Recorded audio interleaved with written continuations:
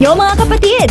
Oh, I can't describe my feeling. Sobrang excitement, sobrang tuwa dahil ang dami ng mga tao nagtatanong sa akin kung kailan kami babalik. At ang dami ng talagang tumatawag at nagte-text. So, mahirap ma-describe yung feeling.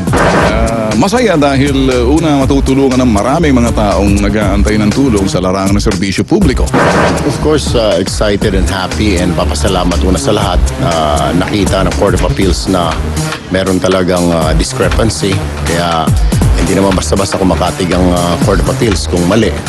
So, very happy dun sa wise judgment, decision ng Court of Appeals to maglabas ng TRO. And of course, salamat din sa management ng TV5 for backing up the program. Teka muna, may tatanong ako. Yes, go! Sino ba manager ni Angelicopter? Ay, si Tita Ana Drama. Oh.